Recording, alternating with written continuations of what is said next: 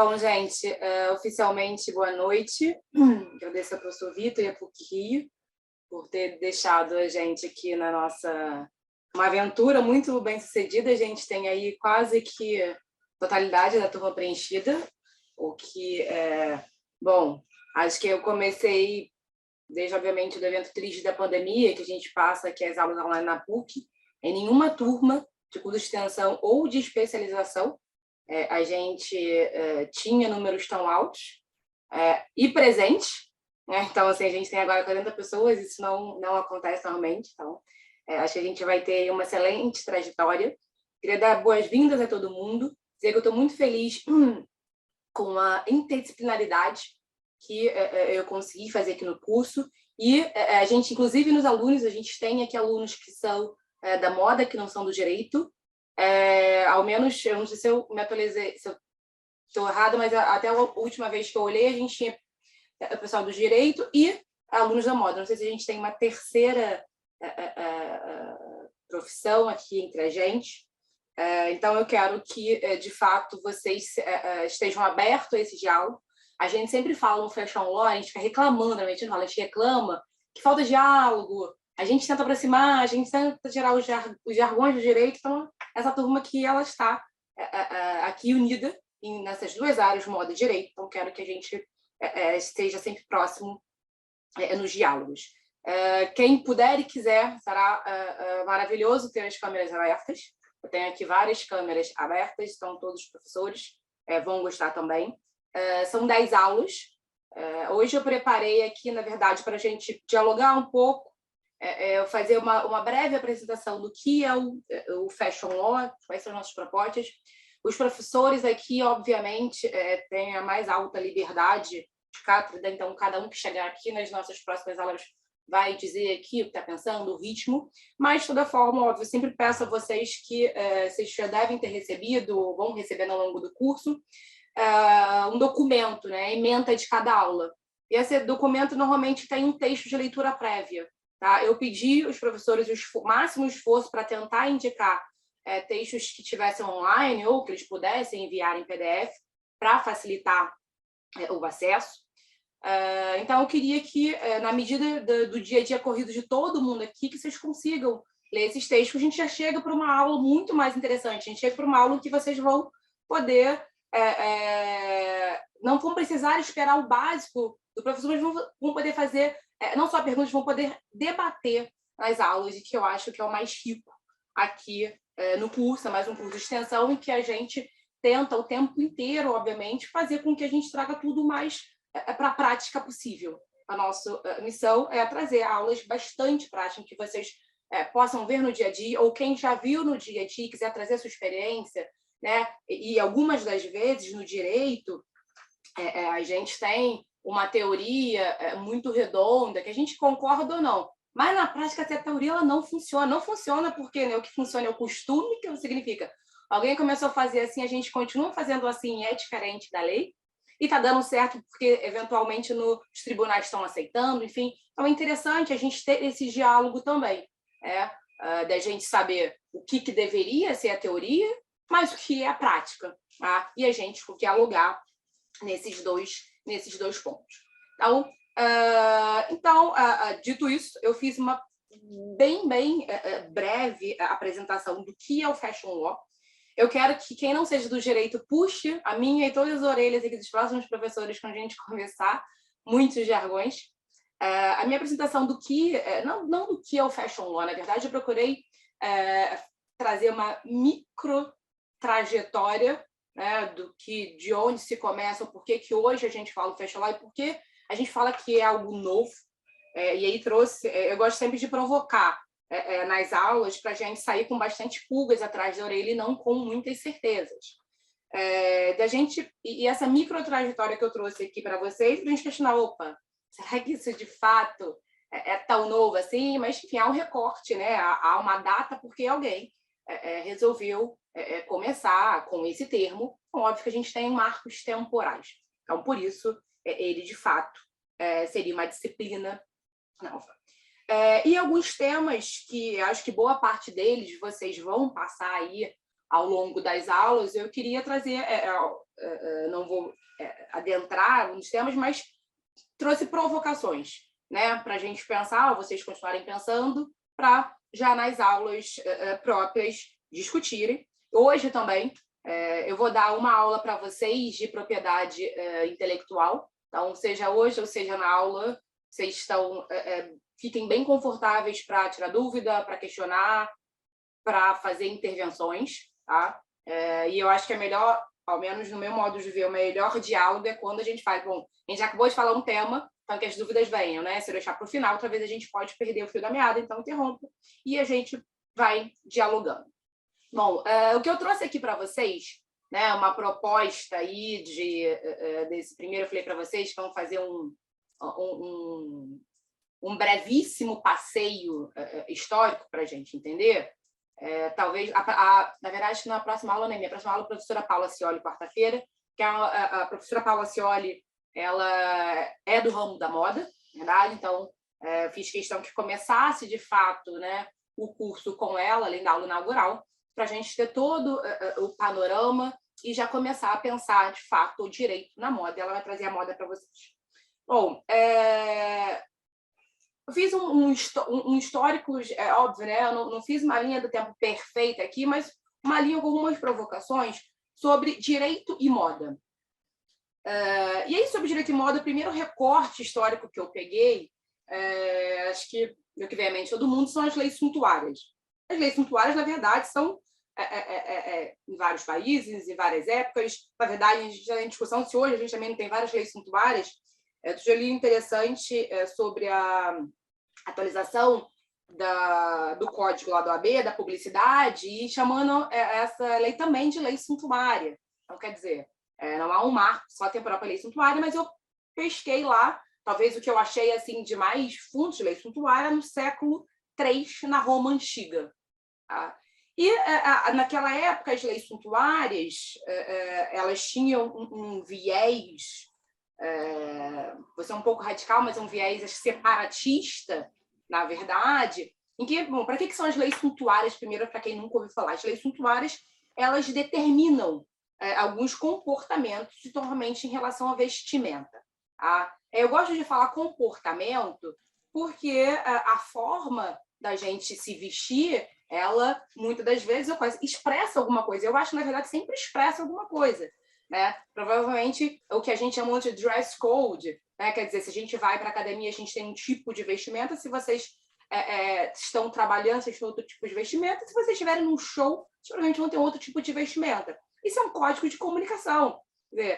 Eu brinco que ontem eu estava com alguns colegas que são do direito, e hoje encontrei eles de novo. Eu falei, bom, hoje estamos todos fantasiados, né? Os homens estavam de terno, as mulheres... E ontem a gente estava com uma outra, enfim, é uma comunicação, né? Quando você vê, além, obviamente, dos movimentos, a gente pensar lá no movimento punk, há uma grande comunicação deles na vestimenta. Então, essas leis suntuárias, eu fui lá atrás, lá na Roma Antiga, nas leis suntuárias, e fiz dois recortes ali, né?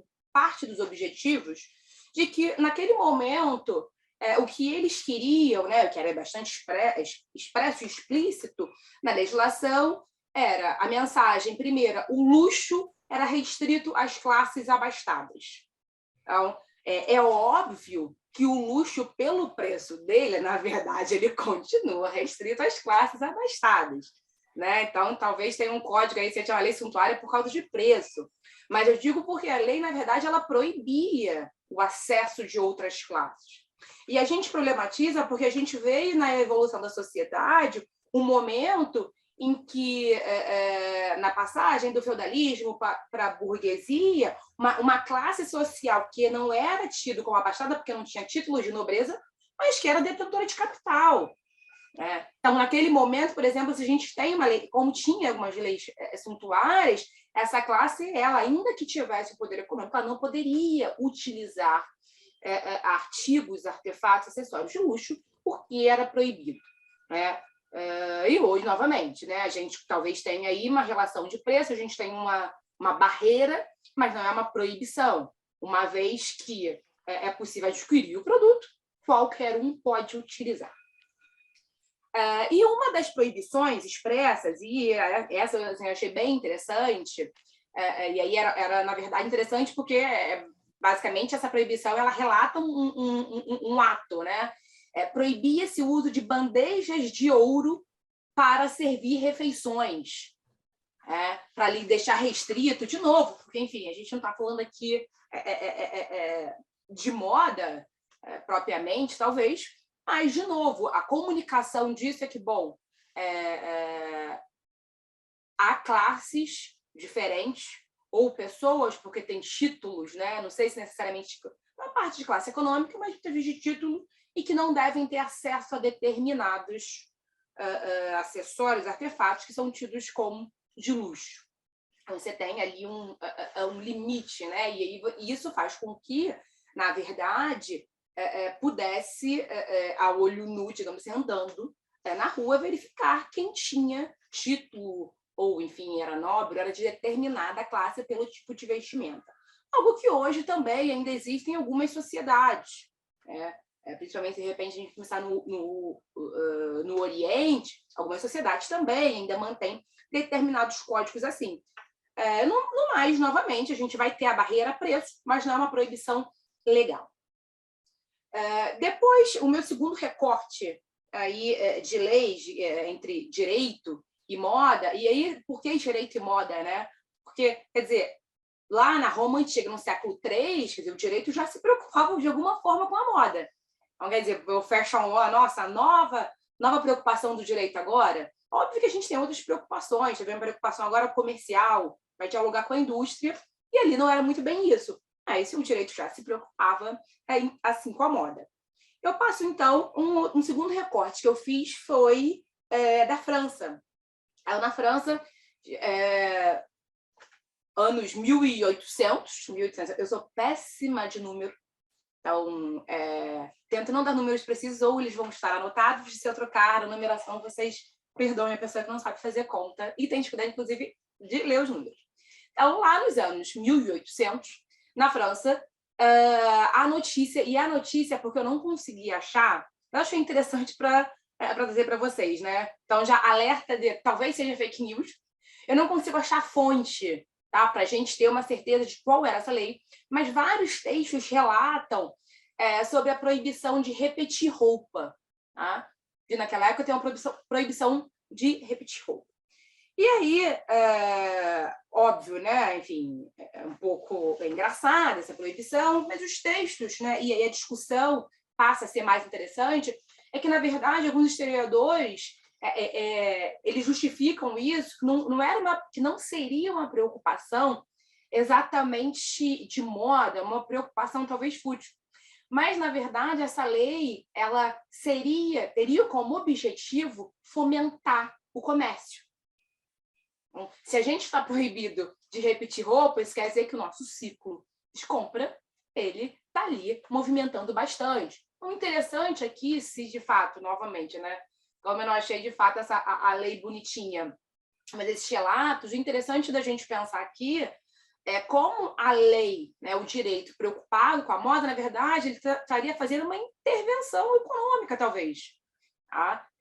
Um incentivo, aí a gente pensa assim, bom, seria um incentivo à indústria? Um incentivo um pouquinho estranho, mas hoje a gente tem vários incentivos, né? Incentivos fiscais, de isenção de impostos, por exemplo, enfim, vários outros incentivos. No Brasil, a gente tem em vários lugares do mundo, no Brasil bastante. Como vocês devem saber, a indústria têxtil representa aí a segunda maior empregadora do país, com faturamentos bastante altos, então, obviamente, que há bastante incentivo. Então, não raras vezes a gente vê notícias jornalísticas de que a fábrica mudou, ou há uma pressão, às vezes, da cidade para que a fábrica não feche, não vá para outra cidade. Então, por que isso? Bom, de um lado, a gente pode pensar, é óbvio, né, que muitas das vezes essa notícia de vai fechar ou não pode ser, obviamente, uma pressão do empresário para que ele consiga alguma isenção e ele possa ficar ali. E, de outro lado, a cidade não querendo que aquilo mude, porque quantas indústrias a gente vê que elas abastecem de emprego boa parte da população. se não empregos diretos, quantos empregos indiretos essas fábricas, essas indústrias estão oferecendo naquela. A economia indireta. A partir do momento que você tem uma fábrica, vão se criar os restaurantes, porque os empregados precisam almoçar, nem sempre a fábrica vai ter o refeitório, ou ainda tem o refeitório, vão se criar os restaurantes para a noite, para o happy hour, vão ter bares, a cidade, casas noturnas, enfim, então tem todo um comércio, uma economia indireta que aquilo ali pode gerar. Então, esses são incentivos tradicionais que a gente conhece hoje, mas achei interessante essa notícia da França e que os historiadores justificam como sendo, na verdade, um incentivo aí bastante peculiar para a indústria, para o comércio. Uma segunda, e esta não é fake news, também lá em 1800 e alguma coisa na França, uma lei em que proibia as mulheres de usar calça sem permissão. Se eu não me engano, era sem permissão, permissão tinha que ser da polícia. E, enfim, não sei nem por onde a gente começa pelos absurdos. O mais curioso é que esta lei só foi revogada em 2013, há 9 anos atrás. É óbvio que, né, assim como a bigamia, sei lá, até outro dia que também era crime, o costume para quem não é do direito, né, que também é fonte do direito, não só a lei, óbvio que essa lei não era mais aplicada, não havia mais punição. E ficou lá esquecida. Ficar lá esquecida, o interessante para a gente ver aqui, a força dos hábitos, do costume da sociedade. Que mesmo havendo uma lei, ela era irrelevante, ela não era aplicada. E se a gente pensar em calça, bom, todo mundo fica espantado, mas em 2013 a gente revogar essa lei, porque esqueceram, vamos lembrar que no Supremo Tribunal Federal as mulheres não podiam usar calça, até a primeira-ministra, Ellen Grace, e aí acho que 2000 e pouquinho, não lembro agora a data, ela assume como ministra e diz como mulheres não podem usar calça. E ela muda o código de vestimenta do STF. Isso foi outro dia. Vou até, já não lembro. Vamos ver aqui, vou dizer para vocês a data de quando ela... Acho que foi exatamente anos 2000. Quer dizer, outros dias, mulheres não podiam usar. E código de vestimenta. E falou assim, bom, ela mudou o código de vestimenta, ela aboliu ele? Não, ela só mudou, ela passou a permitir. Os tribunais superiores, o STF, o STJ, eles têm códigos de vestimenta. Tá certo que é para os dois gêneros, mas o código, né, como sempre, ele é bem mais, digamos, forte para as mulheres. Há alguns anos atrás, há poucos anos atrás, teve notícia no STJ, se não me engano, de uma advogada que foi proibida de entrar no tribunal porque disseram que ela estava com uma roupa inadequada. Qual era a roupa inadequada? Ela estava com uma roupa justa. A opção da mulher usar daquele jeito. E foi um escândalo, enfim. E as pessoas lembraram, para quem não conhecia, ficou sabendo, que há códigos de vestimenta. Não só, e novamente, né, mais opressor ser para a mulher, não só dizendo que o homem tem que usar terno e gravata, mas, por exemplo, essas tais códigos para a mulher. No Supremo, não sei se ainda esse código ainda existe, mas eu lembro que assim que eu me formei ele existia, que dizia mais ou menos a altura da saia que a mulher, para ingressar no Supremo, né, deveria usar, e era meu... A Natália falou da saia curta. Então, Natália, são 2 casos. A Natália lembrou aqui da saia curta no STJ, mas tem um caso também em que essa mulher, não lembro o nome, ela estava de uma blusa e uma calça. E a calça era justa, e chegaram, acho que a justificar uma coisa de roupa de academia, não era uma calça justa, era uma opção dela usar uma calça justa. Então, olha, a Rebeca falando, fui barrada no INE em 2019 porque eu estava de saia, tinha 2 dedos acima do joelho. Então, enfim, para a gente ver que o nosso dia a dia... Gente, quem quiser falar pelo chat está ótimo, mas também quem quiser abrir o microfone, só sinaliza e pode abrir o microfone, tá? Então, para a gente ver os códigos de vestimenta, quer dizer, quando a gente fala da Roma, século III, quando a gente fala da França, 1800, é engraçado, mas a gente vê que os códigos existem até 2019 no IME, pelo menos. Então, para a gente... E como é uma preocupação social, né? Além, obviamente, deles serem muito opressores com a mulher, mas é uma preocupação social ainda, legítima ou deslegítima, mas, enfim, a gente está aqui para debater, mas ainda existe ainda existe, eu acho que, enfim, também, na verdade, acho que a gente passa a... Não sei se a gente não deve ter códigos, talvez eles devem ser mais atuais, menos opressores. Por exemplo, eu estou aqui no Rio de Janeiro, que é calor o ano inteiro. Não faz o menor sentido que os homens andem de terno e gravata, principalmente no verão. Os tribunais começaram a abolir.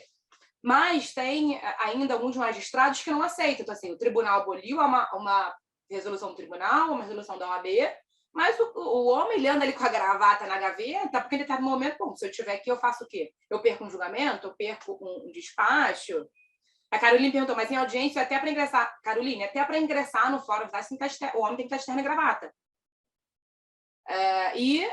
Aqui no Rio de Janeiro, né, a OAB fez um pedido, os tribunais, tanto o Tribunal Estadual, o TJ, e o TRF, eu acho que também, aboliram no verão. Na verdade, eles aboliram a gravata e, óbvio que, na prática do dia a dia, alguns homens andam sem gravata e adentram num tribunal. Não vou dizer que é o código mais observado, mas entrar num gabinete de um magistrado de primeira ou segunda instância ou numa sala de julgamento, o julgamento com certeza ele vai ser barrado numa audiência, mas e num gabinete, muito provavelmente, ele também vai ser impedido. E questiono de novo, né? Porque seja bonito ou seja não a gravata, aqui é muito quente. Então não faz o menor sentido o homem andar embrulhado. Na verdade, é essa.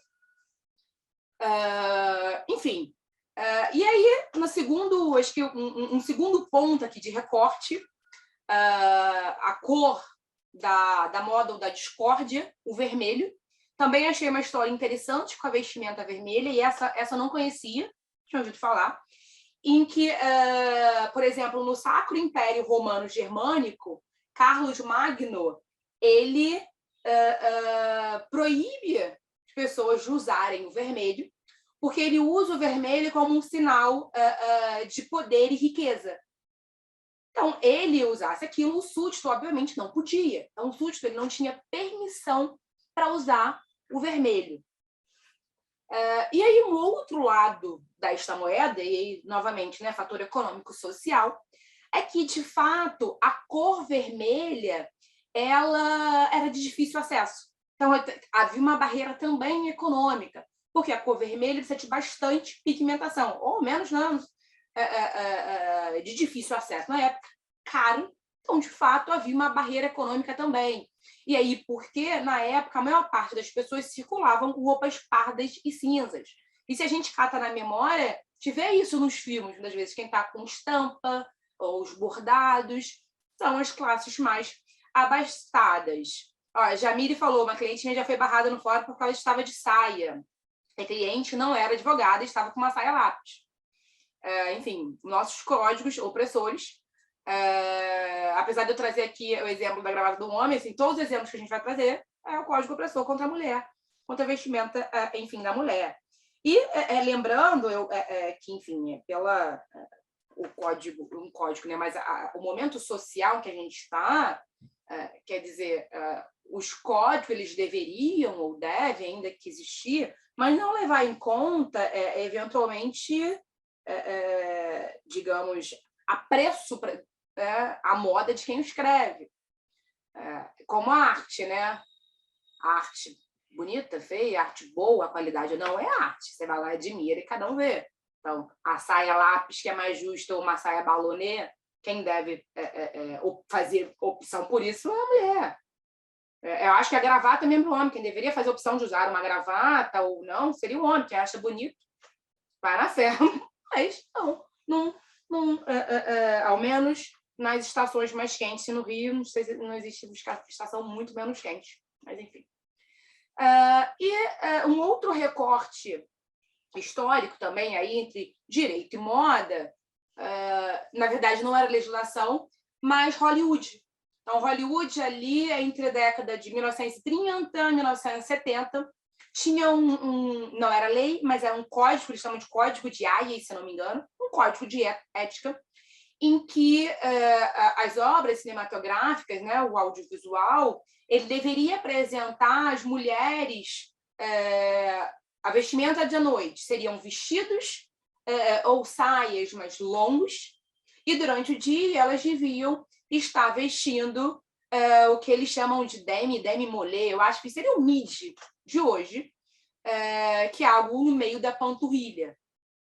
E logo depois, obviamente, enfim, com novos tempos da sociedade, a mini saia ela toma conta.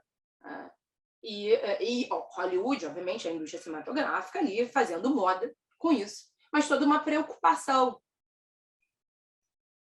de que tipo de mulher, e uma preocupação interna, esse código de ética interna também demonstra uma preocupação deles com o produto que eles estavam vendendo. Gente, pelo amor de Deus, o produto não são as pessoas, mas as obras cinematográficas, talvez do preconceito que as obras encontravam, e isso seria uma forma de, talvez a sociedade veja melhor, né? Sempre aí a moral, os bons costumes que a gente não sabe definir exatamente o que é moral, o que são os bons costumes, fazer essa obra um pouco mais vendável. E aí, bom, eu vou agora começo aqui, vou começar a compartilhar tela com vocês vão ter um descanso na minha cara. Vamos lá. Então, o último recorte aqui histórico entre direito e moda, trago para vocês, é aí, nosso Brasil, 1896, a Lei de Constituição dos Cursos de Direito, pelo menos dois artigos, hoje chamaram a atenção, em que fala algo também sobre vestimenta. O código, né, talvez quem já fez direito já tenha percebido, o tal do anel vermelho, em que a lei fala que o distintivo para quem tem o grau, né, para quem é bacharel lá em direito, era um anel de ouro com, acho que ele fala rubi mesmo, né, com ouro e rubi. Então, legisla lá que esse é o código, né, essa é o símbolo do curso. E fala sobre que os bacharéis podem usar. Né? E aí o podem, devem, né? A gente está na discussão dos direitos, se pode a uma faculdade. Essa interpretação de quando a lei diz pode a uma faculdade é uma interpretação de hoje. Né? Então, na época, eu não sei se exatamente o podem era de fato uma faculdade. E fala sobre a beca, como vai ser a beca. Na verdade, fala da beca de forma rápida, de algumas coisas que é a beca, mas a figura que vocês estão vendo na tela, na verdade, ela é um pouco depois da lei de 1896, de Epitácio Pessoa, tá? E formaliza, como a gente diria hoje, ele regulamentou a lei e traz, manda construir, né? Enfim, obviamente, que acredito que não tenha sido ele, esse desenho, que esse seria o traje, então, do bacharel em direito.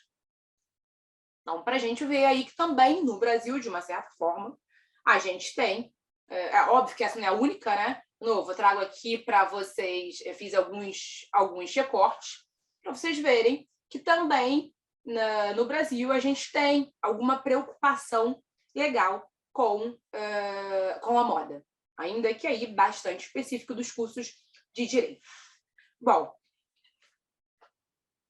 começamos lá no século III. O que é o fashion law, então? Por que dizem que é novo? A gente tem um recorte, e é um recorte interessante, dos anos 2000. E aí há as pessoas dizem que já comemoram, na verdade, 20 anos do fashion law. Então, a gente tem início dos 2000, provavelmente, onde surge. Mas por que essa comemoração e por que seria novo? Na verdade, o termo fashion law, ele ganha notoriedade, ele ganha um mundo e ele passa a ser o que a gente hoje vê, o que a gente vai ver aqui no curso, que é Fashion Law, com a professora Susan Scafidi na Fordham University, em Nova York. Então, ela cria ali uma disciplina. Naquela oportunidade, a disciplina dela estava voltada, né, para o que ela entendia que havia uma falta de proteção às criações da moda. E aí talvez seja o motivo pelo qual um dos ramos do direito que é mais chamado a fashion law, mais debatido, seja a propriedade intelectual, que a gente, para quem não é de direito, a gente chama também de PI. Tá? a demanda dela surge mais nesse sentido. Quando eu comecei a pesquisa em Direito da Moda, quando eu terminei a pós de PI na PUC. E meu orientador foi o professor Denis, hoje já falecido, e ele me fez uma pergunta, eu já com o trabalho lá rascunhado, já quase pronto, ele me pergunta assim, qual vai ser o título? E eu sou péssima de títulos até hoje, na verdade. Pensei uma coisa, né, bem explícita, né, do que é o meu trabalho, né? Eu fiz um trabalho sobre a proteção da moda pela propriedade intelectual. Uma coisa, como ficou mesmo um título bem explícito. E aí eu comentei, enfim, não sei o que é fashion law. E ele me pergunta assim, mas por que fashion law? Bom, é assim que as pessoas chamam, né? Fashion law, não sei por que fashion law. Aí ele falou, então tá bom. Eu já tinha pesquisado naquela oportunidade de fato, rastreado a Susan Scafidi. Então, todo esse movimento. Gente, eu acho que eu esqueci de avisar aqui, essa aula de hoje nossa é aberta, tá? Acabou? Então, até se vocês quiserem compartilhar o link de hoje com alguém, enfim, fique à vontade. Eu sei que a gente já está aqui no início da aula, eu vou falar isso agora, só que vocês devem estar vendo isso aí no nosso chat. Mas, enfim, esse questionamento do professor Denis, na hora eu falei, uso, porque todo mundo usa. Aí contei, falei, não, mas já pesquisei, tem a professora Suzy Scafidi, e ela, que é tida como aí a precursora aí do termo. Ele falou, não, ótimo, agora entendi. Termo que é cunhado por alguém, que ficou popular. Ele falou assim, você não acha estranho ser em inglês e não, de repente, em francês ou italiano? Principalmente em francês? Porque aonde surge ele falou assim para mim, se a gente for pensar em moda, alta costura, ou alta moda, né? A professora Paula Cielo deve falar para vocês a diferença, que eu aprendi com ela, inclusive, que a alta costura é só, no francês o restante é alta moda. Aí ele pergunta para ele, eu falei, não sei, na minha cabeça eu penso na França, na alta costura. Ele falou, então, por que as pessoas não falam francês? Eu falei, bom, eu não falo francês. Né? Ao longo do direito e do mestrado e doutorado, eu tive que aprender a ler alguns textos que eu tinha que me virar. Mas ele falou assim, não, ele falou, a provocação é para a gente pensar. E ele falou, não, a sua resposta foi ótima, porque, bom, há um movimento, e ela é americana e tudo com isso, mas do que, na verdade, houve até um encampamento, que, na verdade, a matéria, o direito, a moda, ela teria muito mais forte, talvez surgiria, enfim. Não, no velho continente, não no novo. Mas a gente tem, obviamente, também todas as justificativas econômicas, né, de quando, obviamente, os Estados Unidos virou uma potência, e ele passa a ser ali o grande centro de tudo, onde depois da Segunda Guerra, onde estava o dinheiro também para o consumo. Então, por que a gente continua falando fashion law? E por final, obviamente, ainda é o puxão de orelha, falando, tudo bem, você vai botar no texto fashion law, mas você vai passar vai dizer direito da moda, porque afinal a gente fala português. Há um termo em português para isso que é direito da moda. Eu só fiz uma cagada. Bom, fora essa historinha, gente, eu vou pedir 30 segundos, que eu preciso só levantar para pegar um guardanapo, porque eu fiz uma cagada aqui.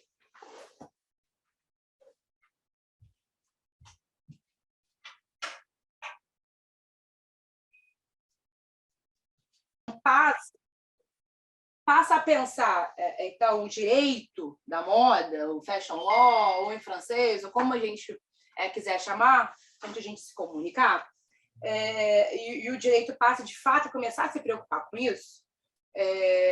Para quem não é do direito, eu vou passar muito rápido por esse tema, fiquem tranquilos, mas o direito começa a pensar, algumas pessoas começam a defender se o direito da moda ele seria, na verdade, um novo ramo do direito. Enfim, e discute novo ramo. Eu, pessoalmente, acredito que a gente não tem um novo ramo do direito. A gente pode falar de microsistema, talvez. Eu acho que o mais adequado a gente falar que é um nicho de mercado. Nicho de mercado que a gente tem todas as justificativas para poder estudar. O primeiro é óbvio, né? O vulto que ele tem, seja da quantidade de empregos que ele movimenta, da economia que ele movimenta. Então, já é importante o suficiente para a gente dar para o direito dar atenção a isso. Eu sempre brinco, a gente tem duas outras, digamos, indústrias no Brasil muito fortes. Talvez até mais fortes que a indústria têxtil, que é o farmacêutico e o agro. A gente tem direito farmacêutico? Tem direito agro? Óbvio que há estudos ali próprios, mas a gente não se importou em falar isso. Então, o fashion law, o direito da moda, a mesma coisa. É um nicho, é uma indústria que, com toda a sua importância, merece nossa atenção, mas eu não estou falando que eu tenho um novo ramo do direito. Para mim, o que fortalece ainda isso, e é o que vocês vão ver aqui no curso, é justamente a interdisciplinaridade. O fio da meada que eu tenho é indústria da moda. Nem só indústria têxtil, né? Porque, na verdade, acho que indústria têxtil, a gente parece, ao menos, a fala que está excluindo parte, né? Mora que tudo, né? Diversos acessórios, que talvez não sejam própriamente indústria têxtil, mas, enfim, a gente tem indústria da moda, que demanda várias. Na verdade, como qualquer outra indústria, ela demanda todos os ramos do direito. Então, cada aula que vocês vão ver vai abordar de forma diferente esses ângulos, esses ramos do direito. Então, uma indústria, como qualquer outra, ela vai precisar da atenção. E por quê? Então, faz sentido eu estudar? Né? Então, só o direito dá conta? O direito sozinho, nu e cru, não é que ele não dê conta, mas é uma indústria que, com as suas peculiaridades, seja, novamente, pelo que ela movimenta, porque a peculiaridade mesmo, ela merece uma atenção. E a atenção a gente estar aqui se debruçando sobre o direito da moda. Porque tudo que a gente for falar, tudo que vocês vão ver ao longo do curso, ele foi pensado para aquela indústria. Há uma diferença. Vou querer saber de vocês, quando a gente falar de PI, se a gente precisa mesmo ou não de uma proteção adicional. Há quem diga que precisa, há quem diga que não precisa. Mas ainda que a gente não precise de proteção adicional, ainda que a lei de propriedade intelectual que a gente tem, propriedade industrial, a lei de direitos autorais, ainda que as leis elas não precisem de alteração nenhuma. Ainda assim, quando a gente vai interpretar, né, porque a lei lá escrita só não resolve, a gente precisa interpretar. Quando a gente vai interpretar para os problemas do dia a dia, a gente precisa entender um pouco dessa indústria. Entender qual é o reflexo daquilo ali, entender os seus impactos. Então, é nesse sentido que, para mim, não é um ramo do direito, mas um nicho que merece toda a atenção que a gente vai ter aqui ao longo do curso. Aliás, eu sou aqui, a minha ordem mental é ótima. Falar em atenção, antes de eu entrar aqui nos temas que eu trouxe para vocês, esse curso, como o Vitor falou, né, é um curso de extensão, são 30 horas, são 10 aulas. Nós já estamos preparando um segundo módulo. Então, o próximo a ser lançado, na verdade, não vai ser idêntico a esse. A ideia é ser, de fato, o módulo 2, com outras aulas, eventuais novos profissionais, mas com temas diferentes. Não é para um curso de extensão, dava para a gente incluir todos os temas, mas já preparando aí um módulo 2, que não será esse ano, mas 2023, para que a gente possa ver outros temas. E, claro, né, o curso, como ele está em formação, todo o feedback de vocês desse curso vai ser muito importante. A PUC, eu acho que, não sei se é a cada aula ou ao final do curso, enfim, quando vocês entram no site, vocês têm lá um espaço de avaliação do curso. E o que é muito importante para a gente, eventualmente, ou quando a gente voltar a este módulo 1 também, fazer as adaptações e todas as atenções necessárias desse nosso primeiro curso. Bom, então, voltando aqui, eu trouxe alguns pitacos de temas aqui, algumas coisas que eu queria que vocês pensassem.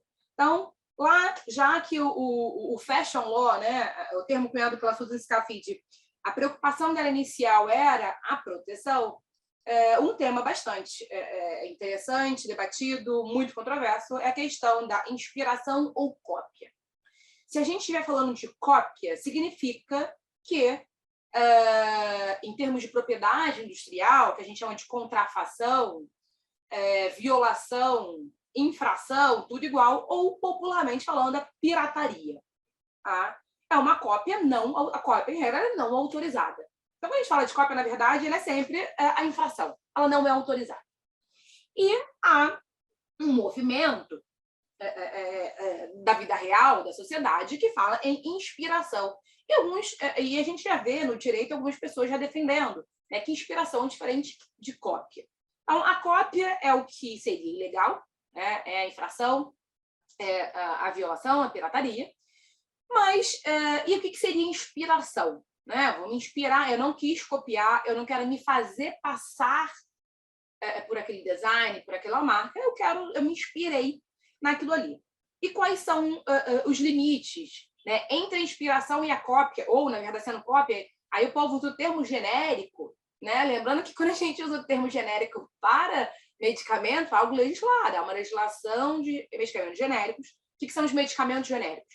Os medicamentos genéricos são aqueles que são bioequivalentes, ou seja, a fórmula química dele é quase, ou na verdade, o genérico ele tem que ser idêntico ao medicamento de referência, o similar é aquele equivalente. Então, o genérico é algo idêntico, mas que a patente, na exclusividade do medicamento, ela acabou, ou seja, a cópia ela é permitida. Toda vez que a gente tem um prazo de exclusividade, quando ele acaba, significa que é permitido você copiar, é lícito. E por que é necessário ter uma lei dos genéricos? Porque para medicamento, você precisa de uma autorização sanitária. Acho que na pandemia ficou muito claro, quando a gente viu, inclusive foi televisionado, a Anvisa debatendo se liberaria cada vacina ou não. É óbvio que, enfim, não é aquele debate na TV para a gente ver normalmente, mas você submete dados farmacêuticos, lá, químicos do produto, para você receber um registro sanitário, que sem o registro sanitário ninguém comercializa medicamento no país. O genérico ele vem para facilitar. Como ele precisa ser mais barato, na verdade, uma política de saúde pública, bom, já é mais barato porque a patente acabou e eu posso copiar.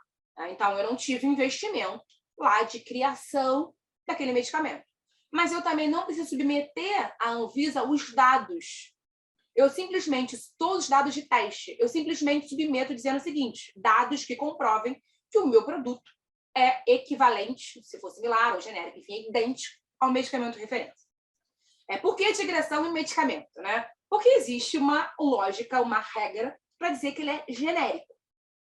As pessoas pegaram o termo e levaram para a moda. Eu não sei se vocês já viram os perfumes genéricos. E os perfumes genéricos, eles parecem ter o mesmo cheiro, a princípio.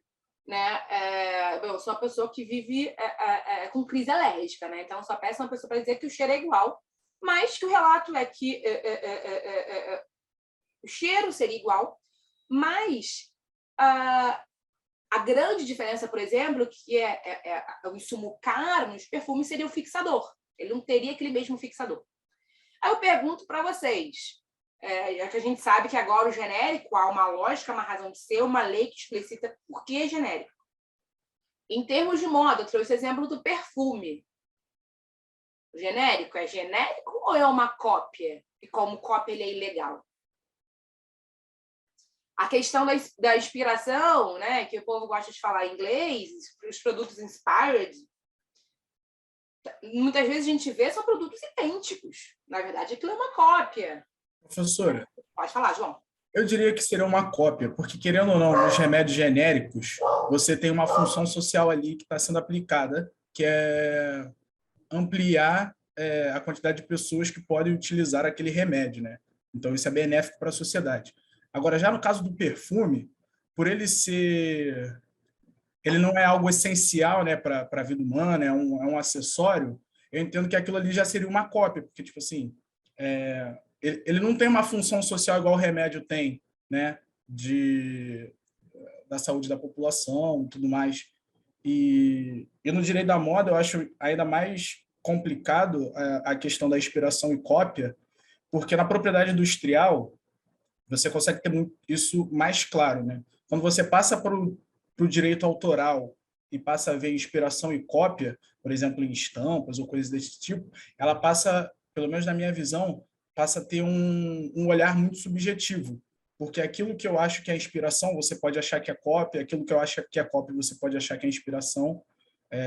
Eu já recebi um parecer que foi, para mim, foi muito legal e eu gostei muito porque ela falava no parecer assim, que não foram essas palavras, mas mais ou menos nesse sentido, de que a pessoa, quando ela tenha, por exemplo, a obra X, né, uma obra de arte, uma estampa, um desenho, alguma coisa assim, e ela tenta descaracterizar para para que o autor da obra não possa identificar que aquilo na realidade é a obra dele, aquilo ali já é a confissão do plágio, da confissão da contrafação, que é quando você está querendo descaracterizar. Então, nesse caso do perfume, né, deu uma enrolada, mas nesse caso do perfume eu veria como cópia, não como um genérico, algo desse tipo. Então, Marcelo, não deu enrolada não, é ótimo, a gente precisa dialogar os panoramas. Você trocou num ponto interessante, que é um ponto que algumas pessoas fazem a diferenciação. Tá? Eu concordo com você, que para mim é cópia, e da função social. Tá? Eu tenho posições bastante rígidas de quando a gente está falando de proteções de bens essenciais, e regulamentações, e não só a proteção de PI, mas, enfim, outras regulamentações, e em que a minha posição é diametralmente oposta, eu estou falando, por exemplo, do luxo. Por mais que aqui a gente goste de bolsa, sapato, relógio, terno, gravata, é luxo. Né? A gente precisa ter acesso a esses bens básicos para se vestir, porque a gente não pode andar nu, né? Porque é crime. Mas aquilo que é luxo, a bolsa de milhares de reais, milhares de dólares, é luxo. Então, assim, o valor, se é acessível, se não é acessível para mim, porque não não tem função social, não é insumo básico. Concordo com você. E você colocou um ponto que quem defende a diferenciação fala, você passou por isso, de que na cópia o contrafator ele se passa pelo outro. Na inspiração, não, ele não se passaria pelo outro, porque ele não se esconde. Tá? E é interessante, é um ponto de vista. Eu não concordo, mas é interessante isso. A gente aqui no grupo, eu vou fazer aqui discussão. A Vitória trouxe aqui uma outra diferenciação também, da diferenciação de medicamento e perfume. A questão aqui no medicamento, a patente está vencida, você tem uma liberalidade para usar. No perfume, não. Aí a gente tem aqui, e aí já emenda aqui no que a Vitória falou, dois possíveis proteções disso, que a gente diz assim, bom, perfume pode ser protegido por patente? Pode. A fórmula química, como, vamos botar assim, como uma fórmula de medicamento, de um insumo agrícola. É até uma questão, né? Porque no Brasil não tem a proteção de marca olfativa, então você não pode ficar reiteradamente prolongando, por exemplo, uma marca de um perfume, uma essência de um perfume. Exatamente. E aí, o que a gente tem de proteção? Então, ou eu peço uma patente, que se concedida, eu tenho 20 anos, vou ter 20 anos de proteção contado do depósito, ou o que eu acho que é quase a totalidade dos casos, é segredo, ou know-how.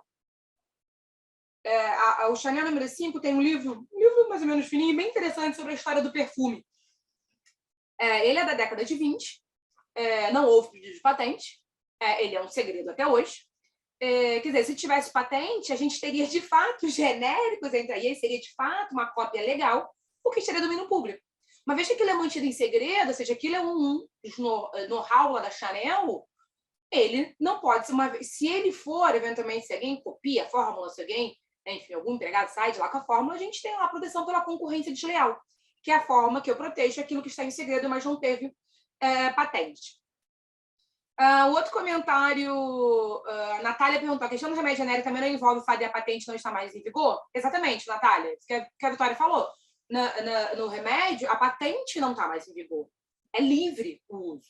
Né? A política pública é questão de, obviamente, da questão dos dados serem exigidos de menor monta para facilitar, que, obviamente, para aquilo de fato chegar mais barato. Porque, ao menos, a intenção da lei ela não é ser benéfica para a indústria que copia, mas para que a gente, consumidor, tenha acesso aos medicamentos. Thaís também falou aqui, quando falamos de roupa, temos mais um problema sobre as cópias e inspirações. Quem defende diz que é a forma de democratizar o mercado do luxo. E é interessante, Thaís, porque o luxo, né, toda a lógica do luxo, e de luxo de qualquer setor, e a gente não está falando aqui mais só de moda, a lógica do luxo é a lógica da exclusividade. Pela lógica da exclusividade, aquilo tem aquele valor, o valor não corresponde só ao material, ainda que seja um material maravilhoso, ainda que seja esteticamente lindo, ainda que dure 3 gerações. O valor ele não está atrelado somente a isso. Ele está atrelado à exclusividade que o luxo está vendendo. para ele ter este valor agregado, ele precisa ser exclusivo, ele precisa ser acessível a poucas pessoas. Porque senão, e essa lógica, que é uma lógica, na verdade, antidemocrática. O luxo não é para ser acessível a todos, porque a gente não vai pagar os valores que o luxo quer se aquilo for acessível. Então, essa é a lógica. Então, uma vez que a gente permite as cópias ou defende isso, a gente tem um conflito aí com a lógica, de novo, do mercado de luxo, que vale para qualquer coisa e não só para a indústria da moda. A Natália, a Thaís complementou de fato, e que a moda sempre fala comportamento e pertencimento a determinado grupo. Então, o luxo quer que aquele produto dele circule naquele grupo que ele entende. Não que ele entende, não é o grupo que paga, né? Então, no final do dia é isso. E aquilo é cobiçado. Então, essa é a lógica do luxo. E a lógica pelo qual, inclusive, a gente precisa, e aí logo à frente eu vou provocar vocês sobre isso, pensar juridicamente de forma diferente. Tá? A maior parte do que eu vejo muitas das vezes quando a gente compara, né, o luxo e uma falsificação, a maior parte das defesas jurídicas e até decisões judiciais, para mim, elas estão erradas. Lívia, você acha que pode copiar? Não. A fundamentação está errada. Há vários problemas, mas o que é mais martelado ali pelo juiz de problema, para mim, não é um problema. Isso é um spoiler que a gente vai ver daqui a pouco. Bom, e a inspiração em cópia eu trouxe para vocês interessante. Eu assisti duas exposições interessantes lá no Instituto de Moda da Universidade. É um instituto, na verdade, Instituto de Tecnologia e Moda, se não me engano, em Nova York. Uma é sobre Dior e Balenciaga. Tem alguns vestidos, alguns trajes, não só vestidos, mas tem saias, mas enfim. Uns trajes originais deles expostos.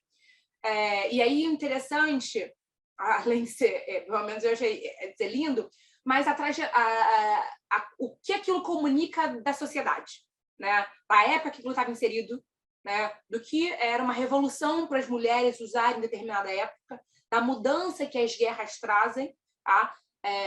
Duas mudanças, né? Não só pela praticidade, mas porque não se tinha dinheiro, não se tinha matéria-prima, e mesmo as casas de luxo mais abastadas, elas tinham dificuldades de ter clientes que pagassem todo aquele luxo, então você precisava também democratizar. E aí, até inclusive para quem gosta de filme, tem um filme muito bonitinho, eu não sei se ele é novo, porque eu sou bem perdida em termos de audiovisual, mas é Senhora Harris Vai a Paris. Eu acho que é isso. Nesse slide que eu vou compartilhar com vocês, no final tem lá o nome do filme. E mostra a história de uma senhora inglesa, e ela presta serviços de faxineira. Ela vê numa das casas em que ela está trabalhando um vestido Dior, ela se apaixona, ela não sabia o que era um Dior. Ela pergunta o preço do vestido, ela trabalha até chegar ao preço do vestido, viaja a Paris para ir na casa Dior para descobrir o vestido. E aí mostra, na verdade, o choque, né? Porque ela chega lá falando, eu quero um vestido. E aí a pessoa que recebe ela fala assim, então a senhora vai na loja de departamento tal, porque a gente não vende aqui, chegar e pegar uma roupa. Aí, que naquela época, óbvio assim, a história é uma história de fantasia que mistura uma transformação, mas que de fato aconteceu.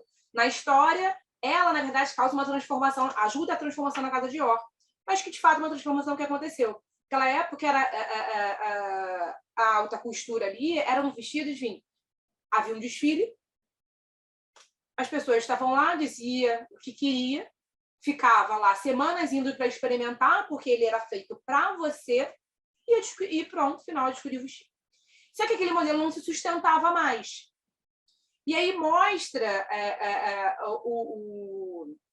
a resistência do luxo de popularizar. Mas como assim? Eu vou fazer tipo, em pencas, umas peças, e toda a transformação. De novo, a gente tem um pós-guerra, a gente tem sociedade, né? E as crises, não só das guerras, enfim, as crises sucessivas no Brasil, a gente vive uma crise só, né? Porque a gente emenda vários tipos de crise. Mas mostra a sociedade, na verdade, e aí que mostra a resistência, né? De fato, que é o tradicional resistindo ao novo. A resistência, inclusive, muitas das vezes, esse filme eu acho que não fala, mas muitos filmes a gente vê a resistência do luxo dos consumidores norte-americanos. Esse livro que eu comentei com vocês sobre o perfume Chanel número 5 fala da resistência, que a Chanel não queria abrir uma loja no endereço X lá e para ficar uma fila de soldados norte-americanos comprando os produtos dela. Só que quem tinha dinheiro, os soldados estavam indo embora da guerra, eles saem vitoriosos, os Estados Unidos como uma potência, e eles tinham dinheiro e queriam levar presentes quando voltassem para os seus, voltaram vivos, né, para o seu país. E toda a transformação e resistência disso. Então, o que a gente vê das transformações sociais e tudo isso que vai, tudo que impacta. Eu vou só ver mais alguns comentários aqui. Vamos ver onde eu parei. Rafaela, concordo com a Thaís, pois penso que a moda é uma forma de comunicar com a sociedade. Quando uma pessoa usa algo falsificado ou uma cópia, exatamente, é como se posiciona, né? Então, assim, é uma posição não muito verdadeira, digamos, mas tem outro lado, né? A questão é tão forte, gente, e a questão sociológica, né? No direito ou antropológica, na verdade, da necessidade de pertencimento, de você usar aquilo para pertencer. E a gente pode pensar, inclusive, nos efeitos, impactos nos adolescentes. O quanto para eles é impactante não está em determinados núcleos que eles querem estar pertencendo. Eu fiz um curso uma vez, foi promovido pela professora Paula Cioli, uma neurocientista, e atrelada à moda. E ela explicou algo, para mim era novo, de que a exclusão, né, qualquer tipo de exclusão, ela afeta um lado do cérebro da dor. Então, que a exclusão causaria dor. E explica em termos neurológicos isso. E enfim, isso como a justificativa e por que, no final das contas, é socialmente aceito. A gente não acha, assim, por mais, ainda que a gente não concorde, é socialmente aceito alguém usar algo falsificado. A gente vai pensar nos times de futebol, quem frequenta aqui estádio vê. Provavelmente a maior parte da torcida está com camisa de futebol falsificada. Né? Você chega para entrar no Maracanã, São Januário, você tem assim, um mar de camelôs vendendo aquelas camisas que não são as camisas oficiais. Pode falar, João. Não, e sem contar que não só esse lado, mas o viés da cópia, ela tem um viés de popularização da marca. Porque, por exemplo, você vê uma camisa Lacoste vendendo, que tem um jacaré gigante, todo mundo sabe que aquela camisa é falsificada. Mas a marca se popularizou a tal ponto que as pessoas não se importam de usar a camisa falsificada. E mesmo assim, a camisa original manteve o seu valor, e não só manteve o seu valor, como mais pessoas almejam que essa camisa, a camisa original, por mais que exista a cópia. Então, eu já vi matérias mostrando essa questão de, tipo, pessoas, né, que você falou de pertencimento, né? Às vezes a pessoa faz um esforço danado para conseguir o original, e o rico, que tem condição de comprar o original, ele mesmo às vezes acaba comprando a cópia, porque para ele não faz diferença, porque ele já está naquele local que a pessoa que, né, comprou a peça falsa quer estar, né, que é do pertencimento. Então, a cópia ela tem muitos viés, né? Não só essa questão de é errado e acabou, né? Tem que acabar com a cópia, mas também com o viés da popularização da marca. É um fomento, né? Tem gente que entende que os mercados populares, por exemplo, aqui no Rio de Janeiro a gente tem a Uruguaiana, em São Paulo a gente tem a 25 de março, que eles inclusive fomentam os originais. Está fomentando o desejo, que a pessoa ela vai fazer o esforço ou vai tentar fazer o esforço para adquirir aquele original. Na Casa Gucci tem uma cena do filme em que mostra isso, do filme ou do livro agora, eu não lembro, mas enfim, ou nos dois talvez, em que mostra isso, em que eles já estão em Nova York, né? Eles já expandiram para ter a loja em Nova York. E aí alguém da família chega lá e fala, acho que o fundador ainda estava vivo, e fala o seguinte, o fundador da Gucci, como a gente conhece hoje, né? Não vamos falar de como eles começam. Em vários camelôs, assim, tem produtos Gucci. E é absurdo, tem produtos que a gente nem vende, lá, tem caneca com o símbolo da Gucci, a gente nem vende isso. E ele diz, eu acho ótimo, eu não vou proibir. Porque as pessoas têm desejo. Isso, na verdade, está me ajudando a me tornar mais popular. Exato, exatamente isso. E essa lógica, né? A Isadora está falando aqui que tem dificuldade de diferenciar inspiração e cópia por causa da rapidez que as tendências circulam.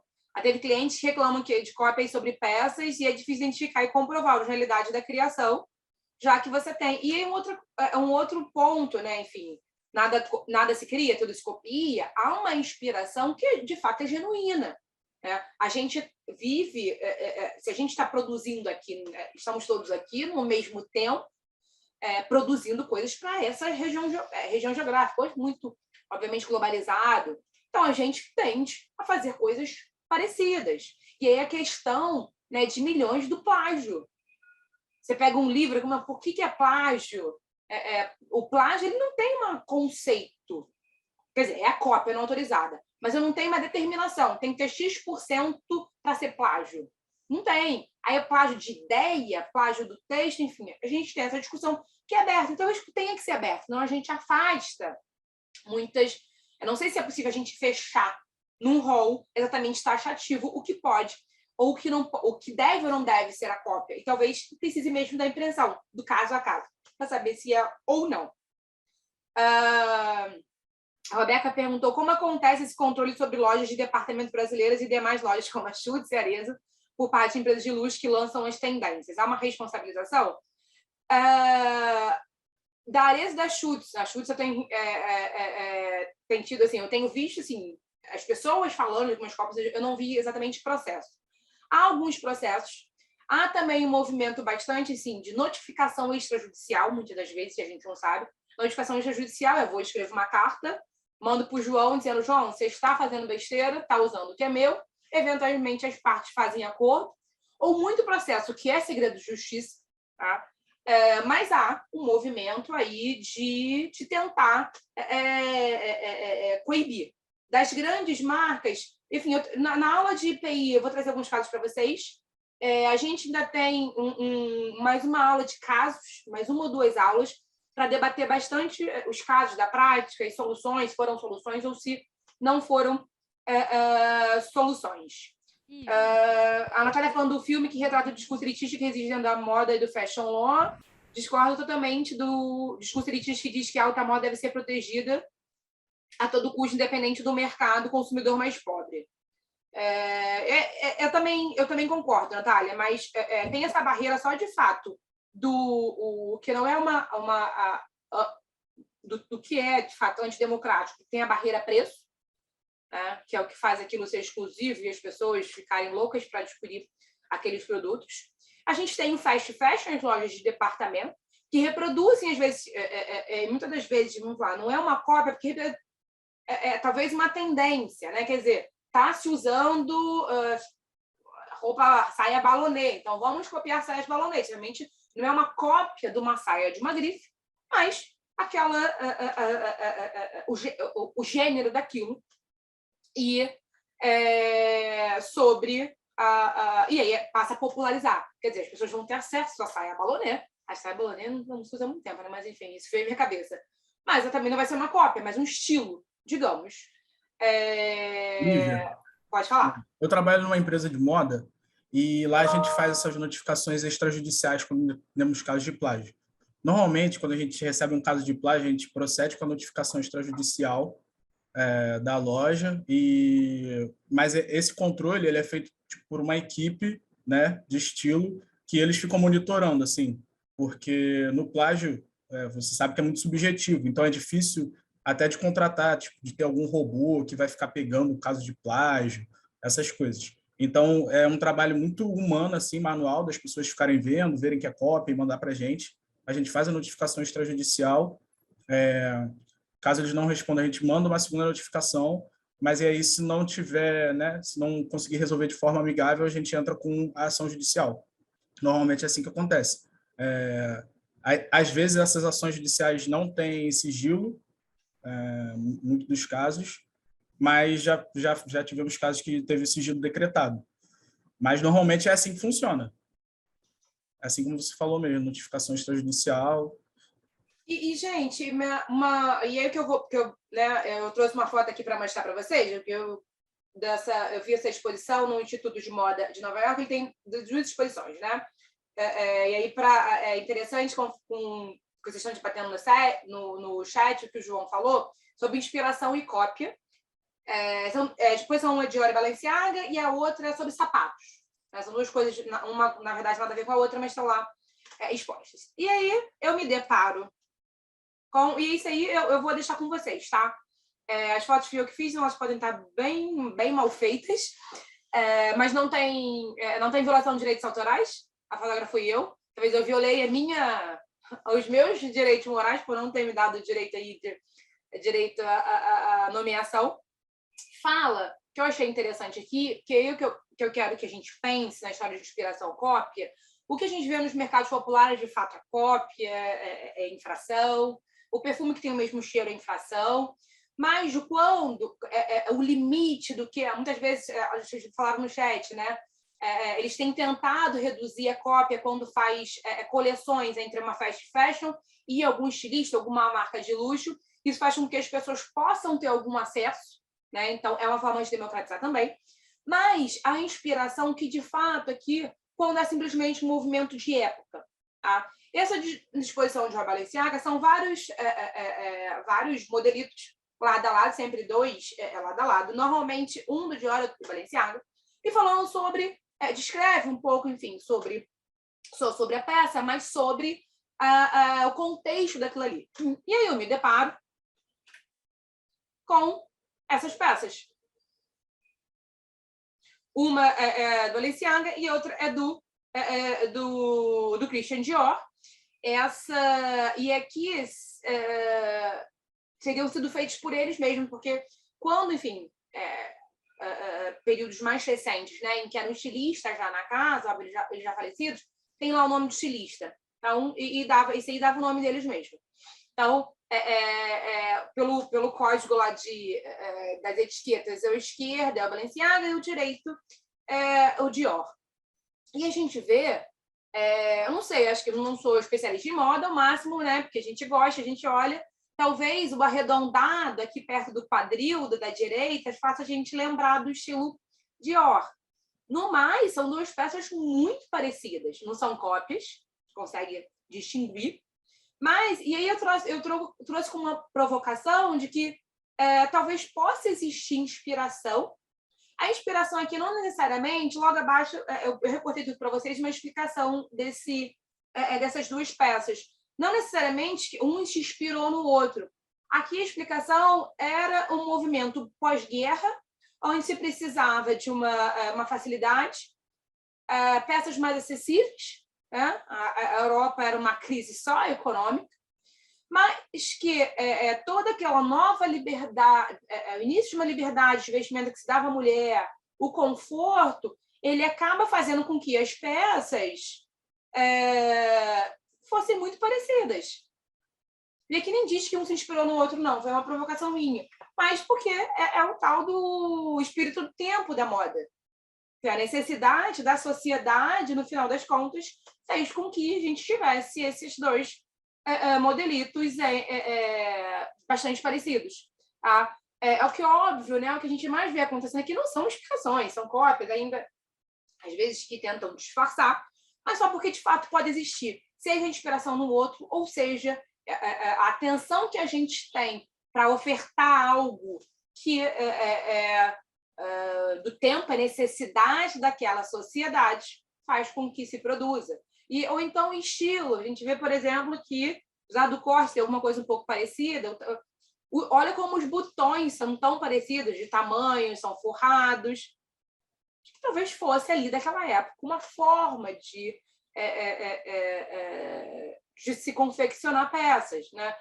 Botão de calça jeans e regra tudo muito parecido. Não vou ter que ser igual, são parecidos, são de metal, enfim. Tem alguns códigos que são parecidos porque não é necessariamente uma cópia. Mas eu achei bastante interessante para a gente pensar e, às vezes, eventualmente, abrir a cabeça de que pode haver inspiração.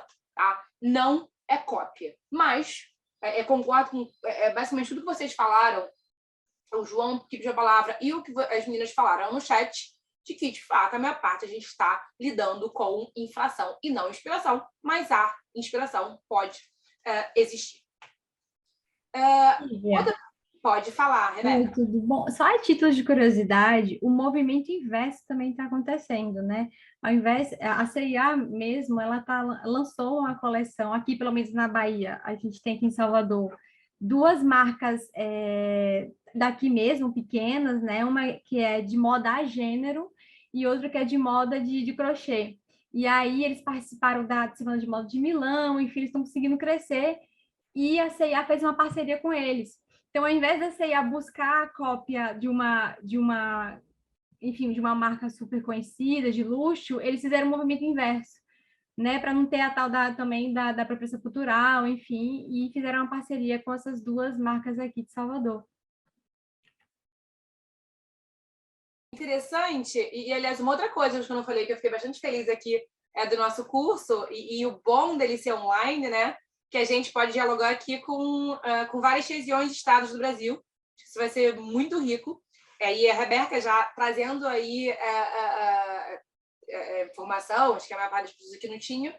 E que é interessante, Rebeca, e o que a gente, não só da apropriação cultural, mas que a gente passa a ver, para quem de vez em quando vê em notícia, de que registro de indicação geográfica, né? Os bordados de Caicó são muito famosos, estão protegidos, a gente fala, o que é essa proteção? Ou por que proteger?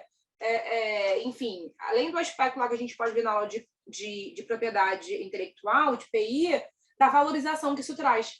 Quer dizer, não é qualquer bordado, isso faz com que fortaleça as regiões e que são normalmente tradições desses locais. Então, a gente fortalece as tradições e para de também ter um código único do mundo inteiro, nada contra a globalização, ela é maravilhosa, mas a gente tem alguns códigos, a gente não vê todas as vitrines sempre iguais. O fortalecimento disso faz com que também haja um enriquecimento da sociedade como um todo.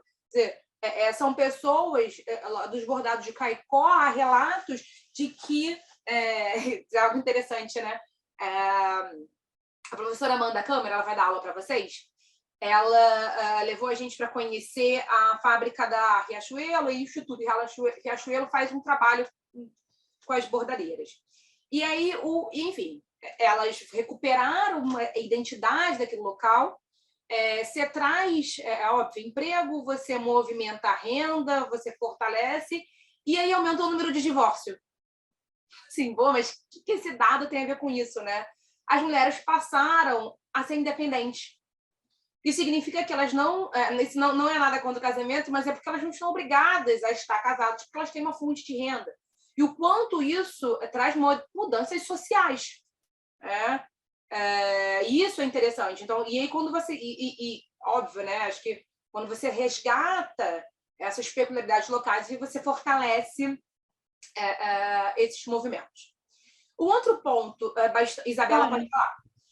Oi, não, eu só queria falar para você e para a turma que tem um parecer do professor Ascensão que fala sobre plágio em jogos, que eu sei que não fala sobre moda propriamente, mas que traz uma discussão interessante sobre essa questão da inspiração e que fala bastante sobre a liberdade de inspiração, né? Porque, na verdade, a inspiração é um aspecto do diálogo cultural, né? Então, ela vai acontecer e a gente tem que, na verdade, acolher ela ao invés de refutar. Então, eu posso, se a turma quiser compartilhar esse parecer, que é bem interessante, né, em relação a essa discussão, e também trazer uma percepção que eu li num artigo, que eu não lembro exatamente qual mas que o pressuposto da moda ela ser disseminada. A partir do momento que ela não é disseminada, ela perde sua motivação. Então, queria só fazer essa contribuição e vou circular o parecer no chat. Gente, se alguém quiser fazer, sugestão aqui, eu acho que seria interessante, a gente cria um Dropbox da vida, uma nuvem qualquer, a gente pode ficar circulando esses materiais, tá? Pode até mandar e-mail, mas que e-mail fica lotando a caixa, às vezes o texto não vai. Acho que é uma coisa legal a gente criar uma nuvem, a gente vai botando todos os materiais e a gente circula. Um movimento bem democrático aqui, não como o mercado de luxo, para a gente circular esses textos. Se vocês concordarem, me avisem e a gente circula um link para que todo mundo possa manipular, tirar, enfim, por documento. Uma outra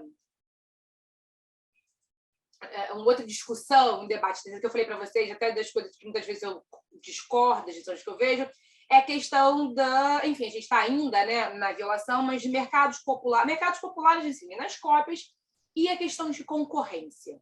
Quer dizer, a gente vê... deixa eu ver aqui, acho que manchetes... Isso aqui é um dado que eu achei interessante. Classes A e B são consumidoras de produtos piratas. Interessante, não, acho que o João acabou de dizer isso para a gente. Isso é um artigo de 2005.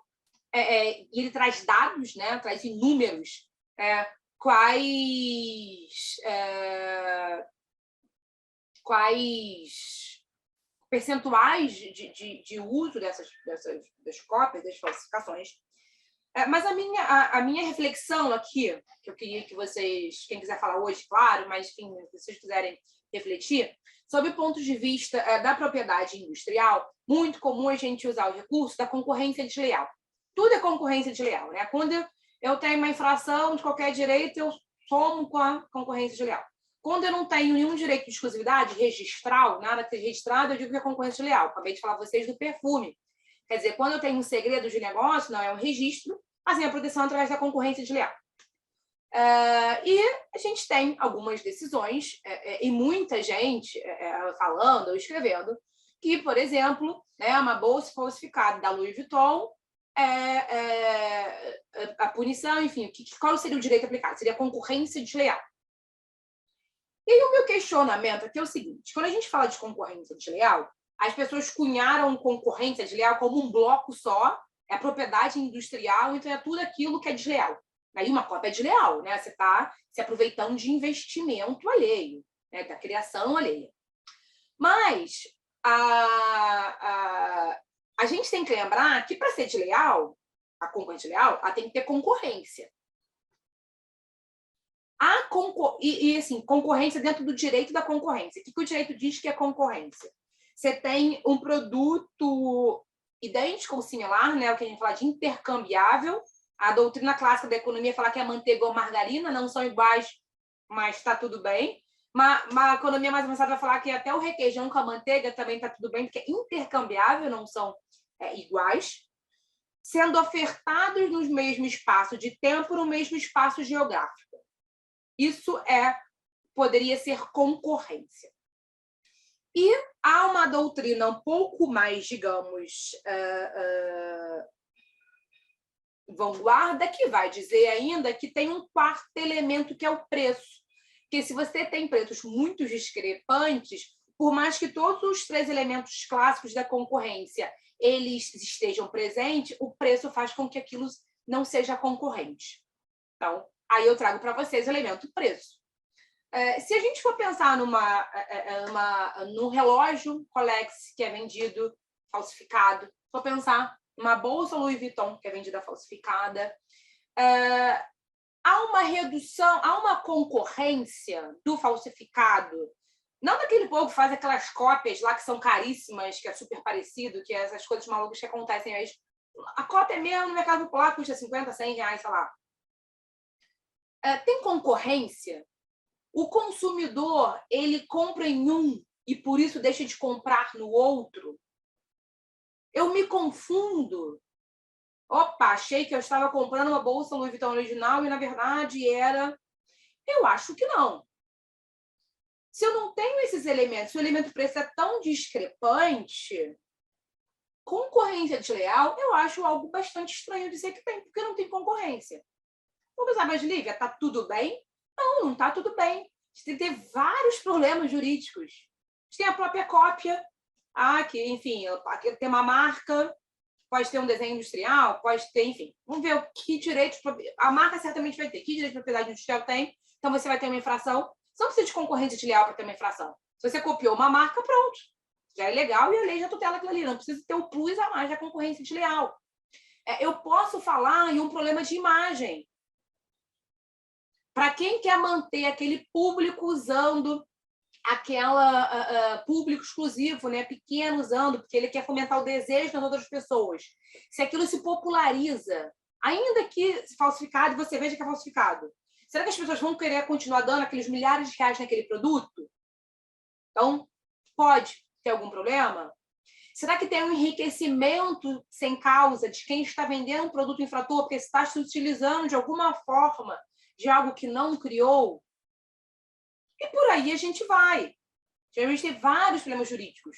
Eu acho que a gente não tem a concorrência desleal, porque não tem concorrência. A gente tem a deslealdade. Tá? Então, isso, queria que vocês pensassem para quando surgir em alguma aula, ou que a gente falou de PI, ou para a vida de vocês, e quantas decisões, quem é advogado aqui, que bota notificação extrajudicial, que bota numa ação judicial, óbvio que a gente, como advogada, eu estou aqui como vocês como professora, eu também sou advogada. Como advogada, assim, quando dentro da ética, e se não for muito feio as teses numa petição inicial, a gente coloca tudo porque é a nossa oportunidade de pedir tudo para o juiz. Então, óbvio, né? Então, não é uma crítica a isso, mas a gente pensar e para formular pedidos talvez mais precisos nesse sentido. Então, eu estou batendo nisso. A primeira coisa quando eu falo, e às vezes normalmente tem uma reação, você está falando que não tem concorrência desleal. Gente, só terminar o raciocínio, tem problema, mas não é concorrência. A Vanessa, nesses casos, entendo caber análise do Instituto da Concorrência Parasitária, embora não tipificado na LPI, no aproveitamento parasitário. Exatamente, que é o aproveitamento parasitário. O que a gente chama assim, eu peguei uma carona, né? O caroneiro, eu peguei uma carona naquilo ali, eu parasita, eu me aproveitei daquilo ali de forma, sim, desleal, mas não é uma concorrência. Então, assim, a Vanessa trouxe mais um problema jurídico que a gente pode elencar, mas que nenhum deles é a concorrência. Então, que a gente, quando vir no jornal, quando a gente vê uma decisão, de pensar, opa, não é concorrência, mas não está tudo bem, porque a gente tem vários outros problemas. Um outro tema, e que vocês também vão passar aí durante o curso, são as condições de trabalho. Então, e quando a gente fala de condições de trabalho, a gente tem vários problemas sociais envolvidos nisso. Então, seja trabalho análogo à escravidão, né, que a gente tem aí, toda hora pipoca um escândalo de alguém da indústria da moda. Essa página traz também um outro ponto, quer dizer, ele fala que no Brasil mais de 1 milhão de mulheres costureiras não contribuem para a Previdência. Então, a informalidade, ela também ela traz perdas para os lados, né? Quer dizer, eu como trabalhadora na informalidade, eu não tenho acesso a todos os direitos sociais, vou ter uma carteira assinada, ter atividade de contribuição para a Previdência, não vou ter férias, não vou ter auxílios, e também traz um déficit, né? Há uma falta de arrecadação, né? Uma arrecadação pequena, talvez menor, de imposto, alguma arrecadação sempre tem, mas você não tem, ali tem uma perda também do Estado, ou seja, todos os lados saem perdendo nisso. Alguém já falou aqui da Shein. É Shein ou Shire? Eu não sei como é que fala. É Shein. Shein, nenhum nem outro, excelente. A Vitória colocou aí uma matéria da Vogue sobre que os trabalhadores recebem menos de 1 centavo por peça, trabalhando 18 horas por dia. O modelo fast fashion, tem uma outra matéria, essa matéria aqui, se não me engano, é da USP. No final do slide tem todos os links para vocês. O modelo de produção do fast fashion também traz outras questões para a gente, além, obviamente, dos problemas trabalhistas, do não recolhimento, né? E também o Estado perde nisso, mas a gente pode pensar em superendividamento do consumidor, não só fast fashion, né? Mas, enfim, até toda a indústria, né? Hoje a gente vê, há um tempo atrás a gente tinha as coleções de primavera, verão, não sei o quê, depois passa a ilustração, agora são nem cápsulas, são microcápsulas. A cada 2 semanas você tem um lançamento diferente. A gente tem uma quantidade menor de peças, mas a gente está bombardeado o tempo inteiro para comprar algo que é novo. E aí a gente tem o Instagram, que a gente não precisa sair de casa, a gente pode estar aqui trabalhando. No intervalo da aula, a gente vai lá abrir o Instagram e a gente é bombardeado e a gente passa a entender as coisas, porque você está vendo, você é bombardeado com aquilo ali. Quer dizer, Para quem estiver agora com o celular ligado enquanto a gente está nessa aula, vai receber um monte de anúncios de eventuais marcas que a gente falou aqui na aula. Então, tem lá a inteligência artificial. O que a inteligência artificial, né, as novas tecnologias, são um outro ponto interessante, né, do que não só de proteção, que também é um ponto, mas do que ela pode ajudar, né, na indústria da moda. Por exemplo, o João falou que tem um trabalho bastante artesanal para averiguar, para mapear as contrafações. Será que a inteligência artificial já não ajuda ou já não pode ajudar mais para esse mapeamento? Ainda que no final quem vai bater o martelo, que vai ver a notificação, seja o João. Mas se ela não pode ajudar esse mapeamento nas redes, o que é muito fácil. Veja a questão dos direitos autorais. O YouTube e a Globo, eles têm um acordo de que parte, eu não sei se parte ou da programação, gente. A Globo, o YouTube lê aquela programação, que é divulgada pela Globo, para eles, e aí roda lá um software, provavelmente uma inteligência artificial, em que, com aquela leitura, ele passa a mapear o restante para saber o que tem violação de direitos autorais. E por isso, também é tão rápido. Bom, você colocou ali um vídeo em que os direitos autorais são da Globo, ele consegue pescar rápido. Tá? Se é a tecnologia ajudando aí nas falsificações. Segundo ponto aqui do modelo fast fashion, outro problema, a gente pode pensar questão ambiental. E a questão ambiental seja pelo consumismo, mas, e aí como um todo, não só no fast fashion, mas pelo modo com que a indústria trata ou destrata o meio ambiente, né? A quantidade de água que a gente usa. Aqui no Rio de Janeiro tem a indústria Werner, a última indústria do Rio de Janeiro que sobreviveu, da indústria têxtil. Eles têm mais de 100 anos. Eles criam tecidos, produzem tecidos, boa parte, inclusive, da seda, não sei se vocês sabem, né? A melhor seda, parte da melhor seda do mundo é produzida pela gente no Brasil, somente ali no sul. E há uns anos atrás, e essa seda, ela, obviamente, é exportada. A Hermès, então, os lenços da Hermès são feitos partes com a nossa seda, lenços da Gucci, enfim. E chegou uma época em que a seda tipo A, que eles falam, que é a melhor seda, estava basicamente toda sendo exportada. E óbvio, né? Eles chegam lá com sociedades empresárias maiores, pagando talvez preços maiores, e cercaram aquela produção. E aí houve um movimento interessante, a indústria Werner participa disso, de eles conseguirem entre eles, né? Isso aí não envolvendo o judiciário, mas entre eles de conseguir uma cota para que a indústria nacional também tenha acesso a essa seda tipo A. Então, por exemplo, no Rio de Janeiro, só quem manipula ela, também é única, né? Mas enfim, manipulada ali pela indústria Werner.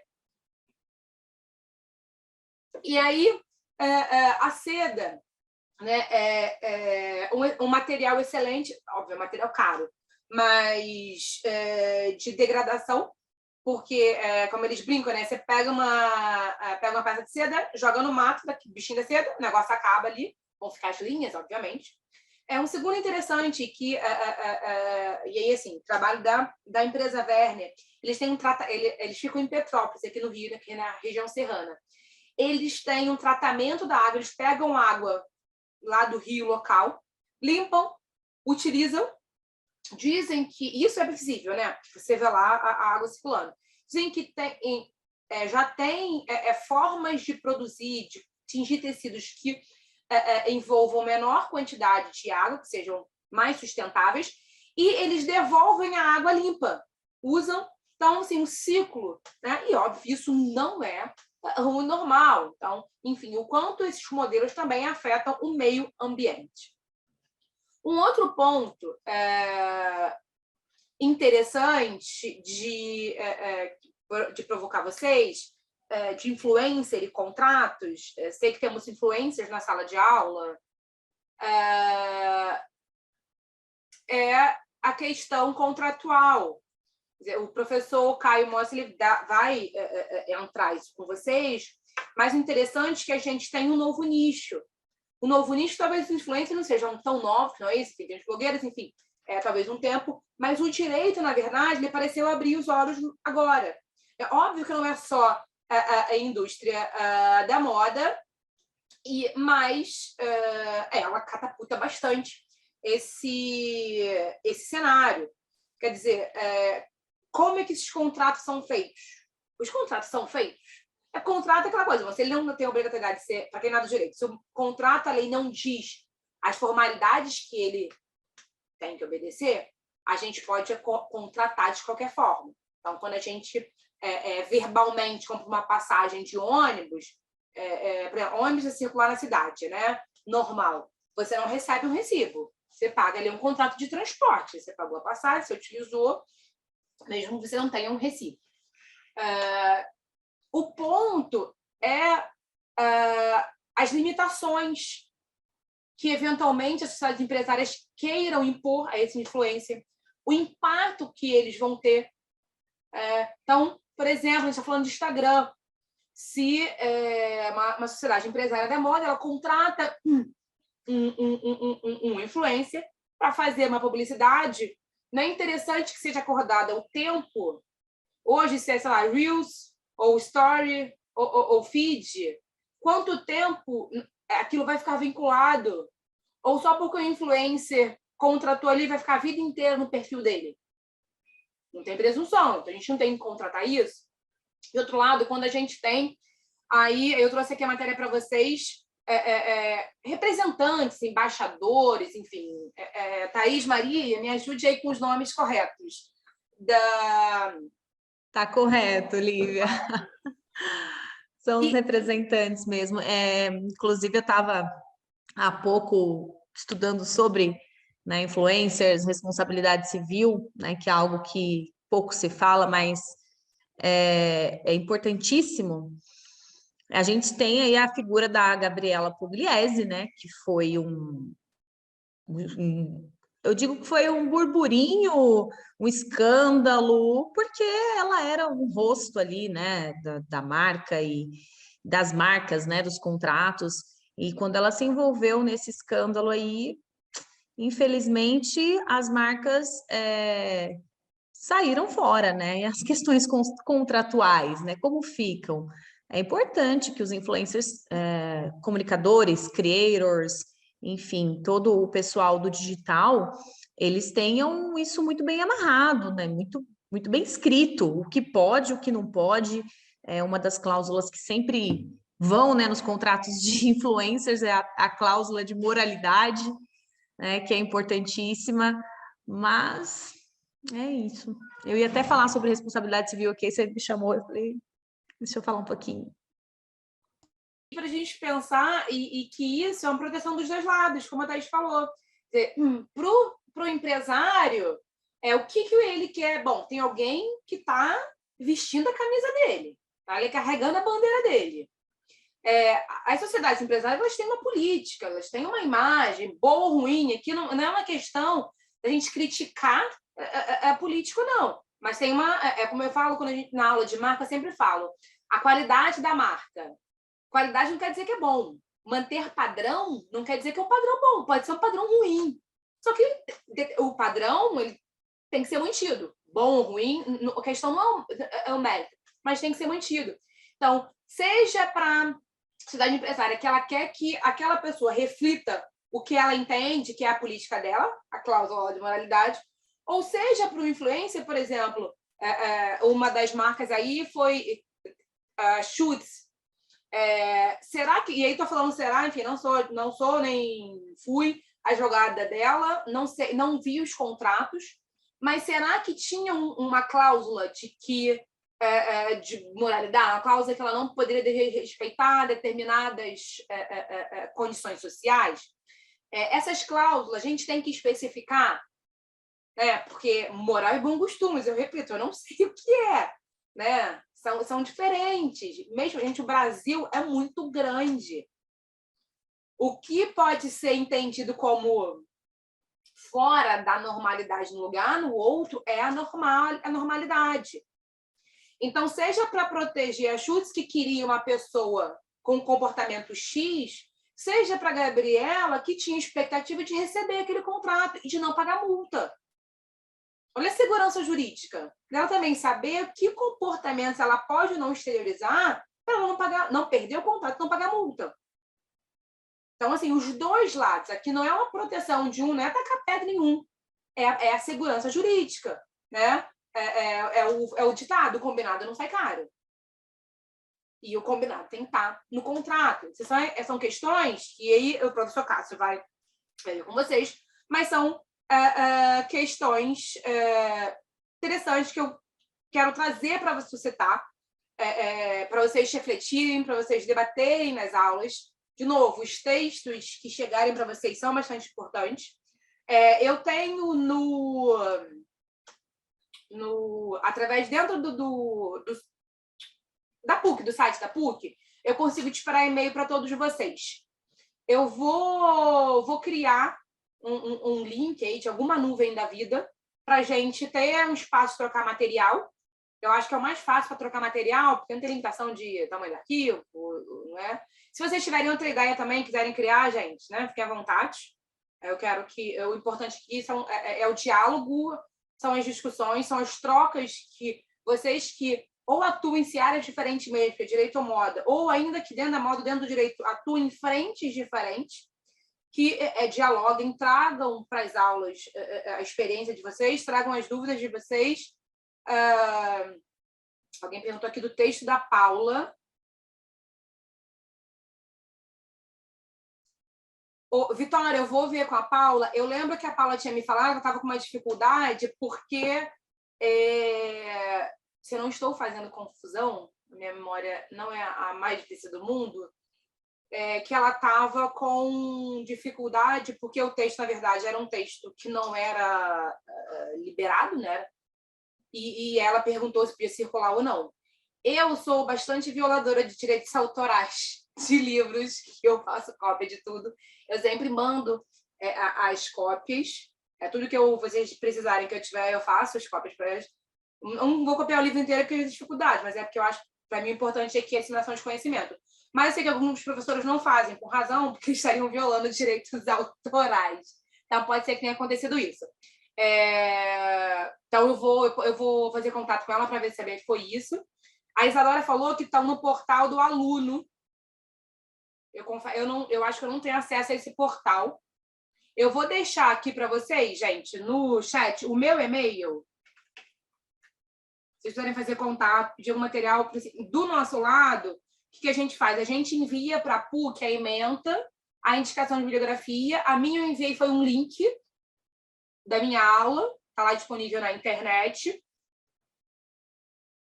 O texto... já está... A Pilar falou que o meu texto já está lá. Eu deixei aqui meu e-mail, que qualquer dúvida, se vocês precisarem, ou dos textos, do que não tiver, enfim, o que eu conseguir dar acesso, eu faço a cópia.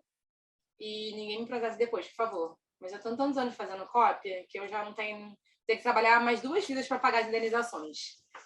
Gente, como aula inaugural, a minha proposta hoje era essa de receber vocês, trazer vários problemas infindáveis. A responsabilidade civil do influencer já está anotado, Thaís, para o módulo 2. Não sei se alguém vai entrar. A gente não vai ter aula propriamente disso, mas não estou dizendo que ninguém vai entrar. De repente, um professor vai entrar nisso. Boa aula para todos vocês. Eu vou tentar acompanhar para assistir. Eu vou tentar estar aqui com uma aluna nas outras aulas, mas fiquem à vontade. A PUC para pedir alguma coisa que a FIAP pode ajudar, o meu e-mail para quem quiser tirar alguma dúvida. Como a nossa aula termina às 10, se a gente quiser debater mais uma coisa, trazer mais algum ponto, eu estou por aqui à disposição, mas não vou prender vocês, eu queria fazer mesmo uma apresentação rápida e trazer bastante problema com várias caraminholas na cabeça para ter bastante debate. Então, boa noite para quem já quer sair, quem quiser ficar aqui, eu fico esperando para tirar alguma dúvida ou a gente debater mais algum assunto.